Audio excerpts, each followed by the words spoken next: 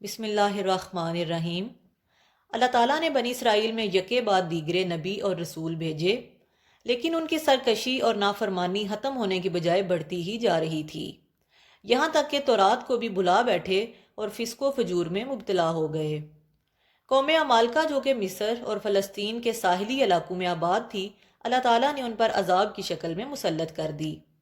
قوم عمالقہ نے بے تحاشا قتل و غارت کرتے ہوئے بنی اسرائیل کے بہت سے صوبوں پر قبضہ کر لیا۔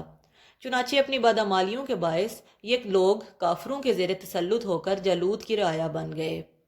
جالوت ایک ظالم بادشاہ تھا جس نے لاکھوں انسانوں کو بے دردی سے قتل کر دیا تھا۔ بنی اسرائیل کے لیے یہ ایک نازک دور تھا جب ان میں کوئی بھی نبی، امیر یا بادشاہ موجود نہ تھا۔ خاندان نبوت میں ایک حاملہ عورت کے علاوہ کوئی موجود نہ تھا۔ اللہ تعالیٰ کے فضل سے اس عورت کے ہاں شموئیل علیہ السلام پیدا ہوئے۔ عہد جوانی تک پہنچتے شموئیل علیہ السلام تمام بنی اسرائیل میں اپنی دیانت اور اعلیٰ اخلاق کی بدولت ممتاز و معروف ہو چکے تھے۔ اللہ تعالیٰ نے آپ کو نبوت عطا فرمائی۔ قوم نے آپ سے مطالبہ کیا کہ آپ ہمارے لیے ایک بادشاہ مقرر فرمائیں تاکہ اس کی سرپرستی میں ہم جہاد کریں اور اپنا ملک جالوت سے آزاد کروائیں۔ شموئیل علیہ السلام نے خدشہ ظاہر کیا کہ آیا تم پر جہاد لازم ہو گیا تو کیا پتا تم لوگ منہ پھیرنے والوں میں سے ہو جاؤ۔ اس پر بنی اسرائیل نے ذوق و شوق سے جواب دیا کہ انکار کا تو جواز ہی نہیں بنتا، ہم ہر حال میں ظالموں سے نجات چاہتے ہیں۔ شموئیل علیہ السلام کو اللہ تعالیٰ کی طرف سے عصا عطا ہوا تھا اور بتایا گیا تھا کہ جس کا بھی قد اس عصا کے برابر ہوگا وہی تمہاری قوم کا بادشاہ بنے گا۔ اللہ تعالیٰ کے حکم سے طالوت کا قد عصے کے برابر ہوا اور ان کو بادشاہ مقرر کیا گیا۔ بنی اسرائیل کے کہنے لگے کہ طالوت بادشاہ کیسے ہو سکتا ہے، اسے تو مال کی وسعت بھی عطا نہیں کی گئی اور نہ کوئی خاندانی منصب، اس سے زیادہ تو ہم بادشاہت کے حقدار ہیں۔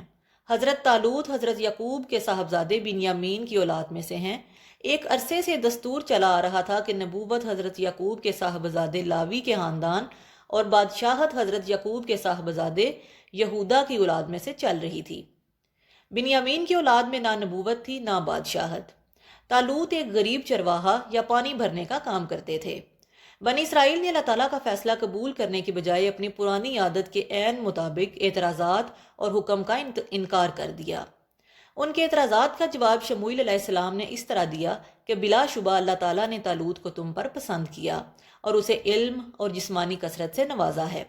بلاہر انہوں نے طالوت کے بادشاہ ہونے کی نشانی طلب کی تو اللہ تعالیٰ نے فرمایا کہ تمہارے پاس تابوت سکینہ واپس آ جائے گا۔ تابوت سکینہ حضرت آدم سے وراثتاً انبیاء میں منتقل ہوتا ہوا صندوق تھا جس میں انبیاء کے کچھ متبرکات، حضرت موسیٰ علیہ السلام کا عصا اور کچھ ضروری اشیاء تھیں۔ یہ اتنا متبرک صندوق تھا کہ جنگ اور لڑائیوں میں بنی اسرائیل اسے آگے آگے رکھتے اور اس کی برکت سے فتح یاب ہوتے تھے، لیکن قوم عمالقہ ان سے یہ صندوق چھین کر لے گئی تھی۔ وہ اس تابوت کی بے حرمتی کرتے جس کی وجہ سے ان پر طرح طرح کے عذاب نازل ہونا شروع ہو گئے۔ جب انہیں اس بات کا اندازہ ہوا تو اپنی جان چھڑانے کے لیے تابوت کو ایک بیل گاڑی پر رکھ کر چھوڑ دیا اور بفضل خدا تابوت سکینہ بنی اسرائیل میں واپس آ گیا۔ اب بنی اسرائیل کے پاس طالوت کو بادشاہ ماننے کے علاوہ کوئی چارہ نہ تھا، لہٰذا انہوں نے اس الہامی فیصلے پر سر جھکا دیا۔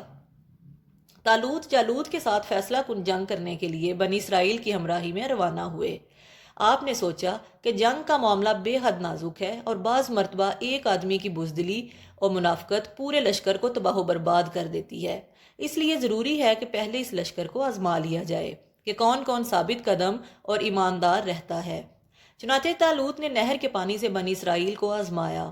اعلان کیا کہ اللہ تعالیٰ کا حکم یہ ہے کہ کوئی بھی شخص نہر سے پانی بالکل نہ پیے اور جو خلاف ورزی کرے گا وہ خدا کی جماعت سے نکال دیا جائے گا۔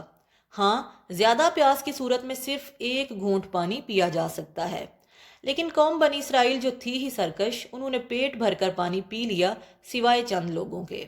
نتیجہ یہ نکلا کہ جب لشکر نہر سے پار ہوا تو حکم کی خلاف ورزی کرنے والے کہنے لگے کہ جالوت جیسے عظیم بادشاہ کا مقابلہ کرنے کی طاقت ہم میں نہیں، لہٰذا انہیں واپس بھیج دیا گیا، اور جن لوگوں نے اطاعت امیر کا ثبوت دیا تھا انہوں نے بے خوف ہو کر کہا کہ ہم ڈٹ کر مقابلہ کریں گے۔ خدا کی قدرت ہے کہ اکثر چھوٹی جماعتیں بڑی جماعتوں پر غالب آ جاتی ہیں۔ دشمن کی فوج کا سردار جالوت تھا اور اس کے لشکر کی تعداد بھی بہت زیادہ تھی۔ مجاہدین نے اللہ تعالیٰ کے حضور عاجزی سے دعا کی کہ اے اللہ، ہم میں صبر ڈال دے اور ہمیں ثابت قدم رکھ اور اس کافر لشکر پر غالب فرما۔ جالوت نے سر سے پیر تک جنگی لباس پہنا ہوا تھا اور صرف اس کا ماتھا نظر آ رہا تھا۔ اس نے آگے بڑھ کر کہا کہ تم سب کے لیے میں اکیلا ہی کافی ہوں۔ اس پر طالوت علیہ السلام نے حضرت شموئیل کے حکم کے مطابق حضرت داؤد کو مقابلے کے لیے بھیجا۔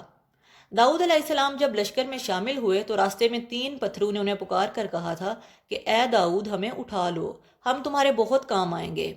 آپ آگے بڑھے اور جالوت کو للکارا۔ جالوت نے کہا مجھے تم پر رحم آتا ہے، کیوں میرے ہاتھ سے مرنا چاہتے ہو؟ آپ علیہ السلام نے فرمایا میں ہی تمہارا مقابلہ کروں گا۔ چنانچہ آپ نے وہ تینوں پتھر غلیل میں رکھے اور جالوت کی طرف پھینک دیے۔ اللہ تعالیٰ کی قدرت ہے کہ وہ تینوں پتھر جالوت کے ماتھے پر لگ کر سر کے پچھلے حصے سے نکل گئے اور بھیجا پاش پاش ہو گیا۔ جالوت کے مرتے ہی اس کا لشکر بکھر گیا اور بنی اسرائیل کو فتح نصیب ہوئی۔ اس واقعے سے داؤد علیہ السلام کی بہادری اور شجاعت عام ہو گئی اور آپ ہر دل عزیز ہو گئے۔ طالوت نے اپنی بیٹی کا نکاح آپ علیہ السلام کے ساتھ کر کے آپ کو اپنا ولی عہد منتخب کیا۔ چنانچہ آپ طالوت کے بعد بادشاہ ہوئے اور پہلے انسان تھے جس کو اللہ تعالیٰ نے بادشاہت کے ساتھ نبوت بھی عطا فرمائی۔ Please like the video, share and subscribe the channel.